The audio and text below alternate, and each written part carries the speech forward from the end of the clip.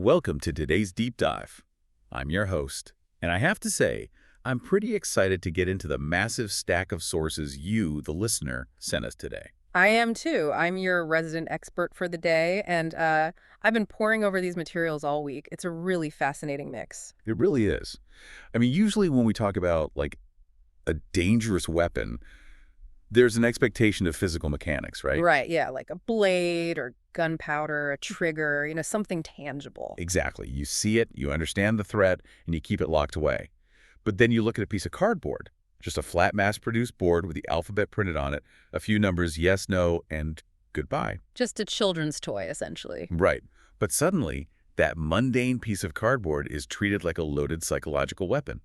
How does a toy end abandoned houses, burned in driveways, and placed at the very center of, blockbuster horror? It is honestly the ultimate pivot. You're looking at an object that started as just a casual parlor game and transformed into a cultural lightning rod. A very dark lightning rod. Exactly. And what we are going to explore today isn't the supernatural itself.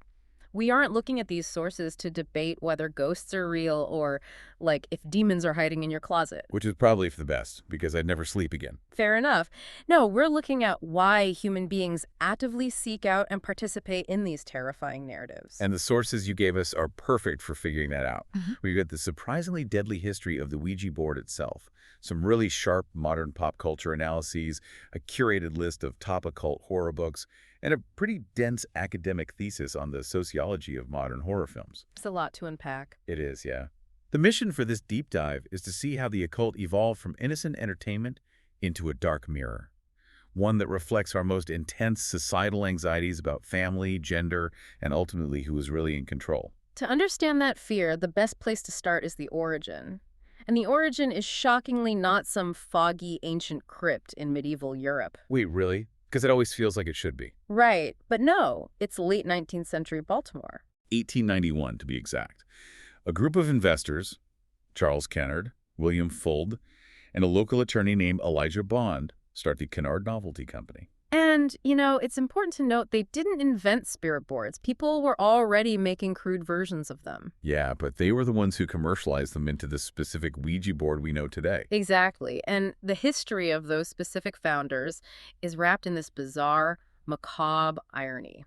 Take Elijah Bond, the attorney who actually secured the patent for the board. Okay. He's buried in Greenmount Cemetery in Baltimore, and if you visit his grave, the headstone is literally carved to look like a giant Ouija board. That is just wild. I mean, talk about branding straight into the afterlife. It's definitely a commitment. But the name itself, Ouija, it always sounds like it's supposed to be, I don't know, ancient Egyptian or maybe a mistranslation of the French and German words for yes. Yeah, the we and jaw theory. But our sources actually point out it came from a seance. Right. Helen Peters, who was a medium and Elijah Bond's sister-in-law, was testing out a prototype of the board.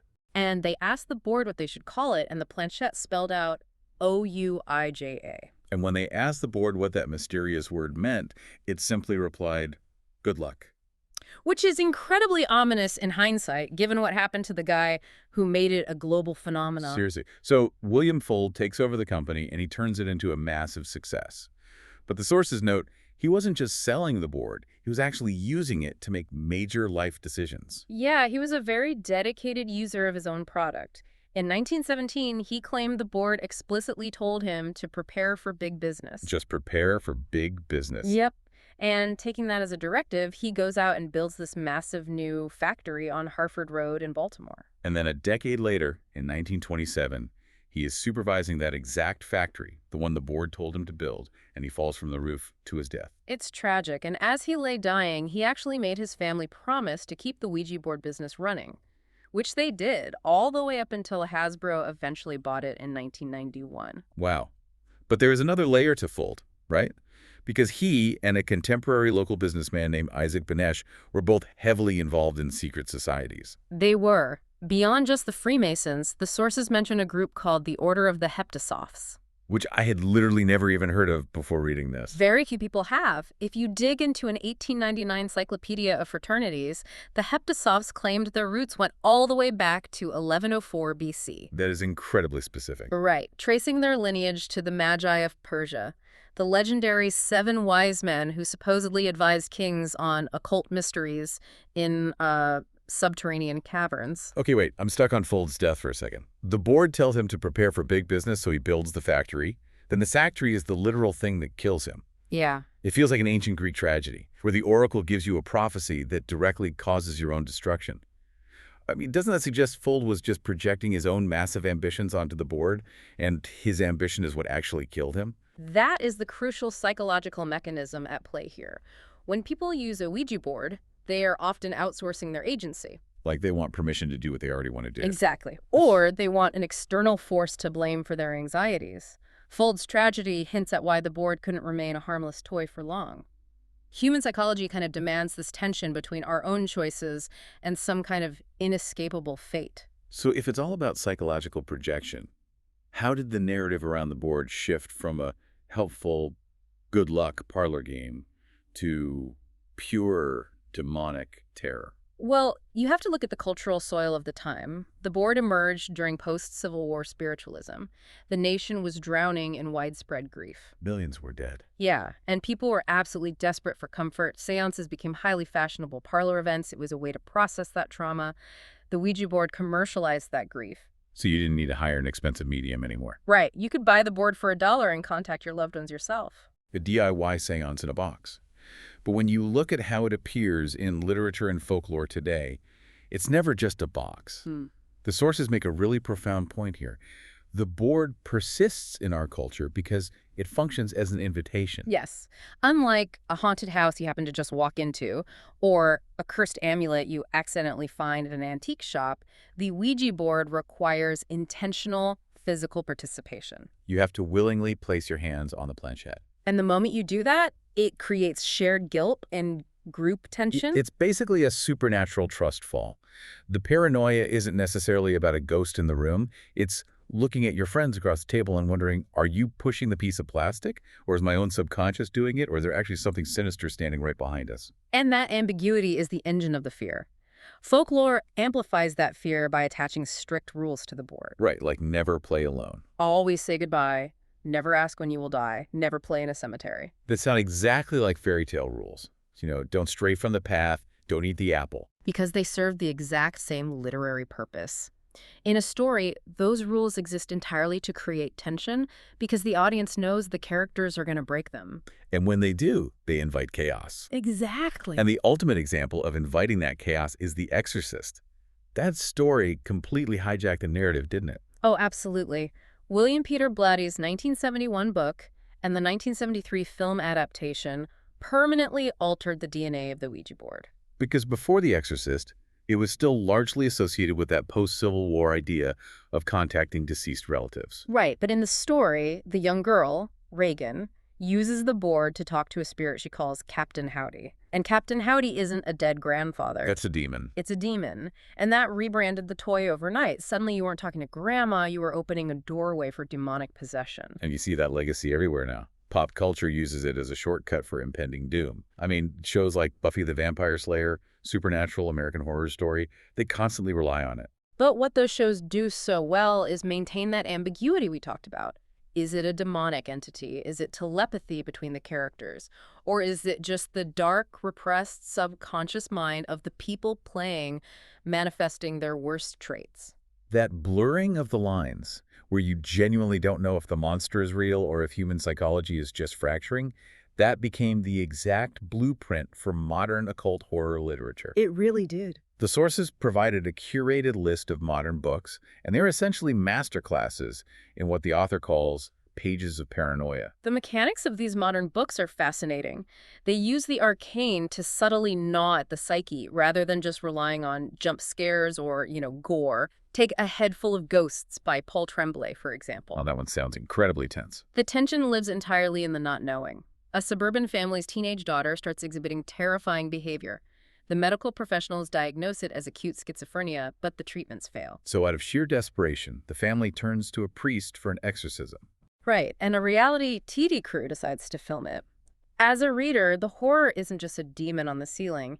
It's the agonizing uncertainty of whether you're watching a genuine supernatural event or a tragic, untreated mental illness tearing a family apart while the whole world watches. Which kind of makes the reader complicit. Right? Absolutely.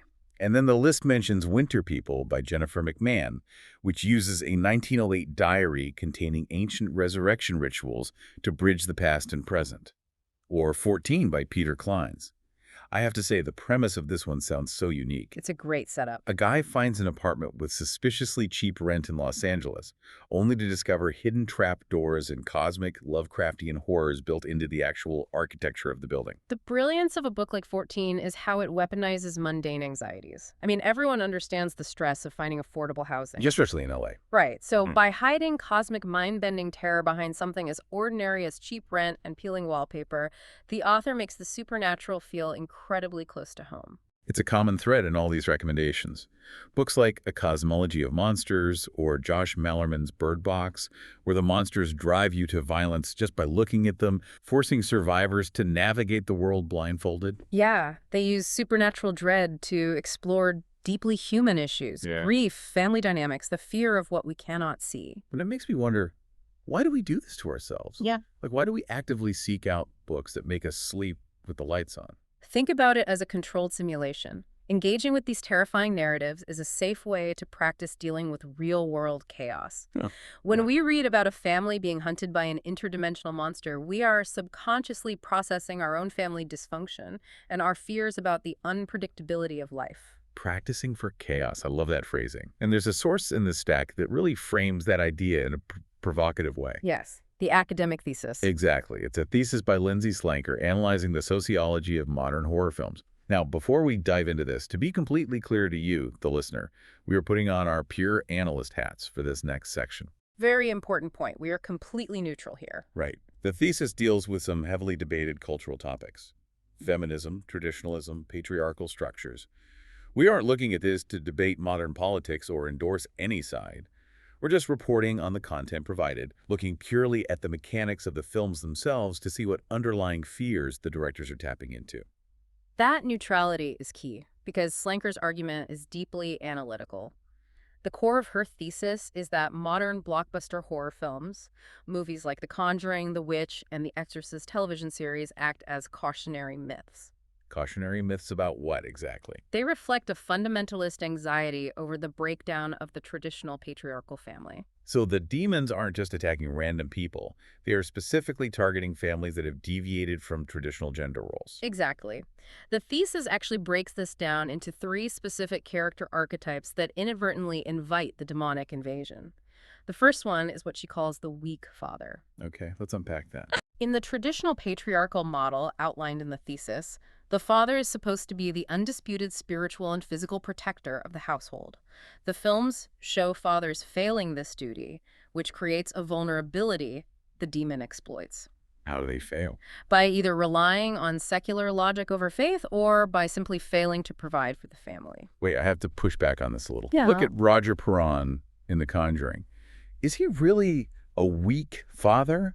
Or is he just a rational, normal guy in the 1970s trying to find a logical explanation for a leaky roof before jumping straight to, my house is haunted by a witch? Well, in the real world, he's just being rational. But in the cinematic logic of the film, that skepticism is a fatal flaw. Oh, I see.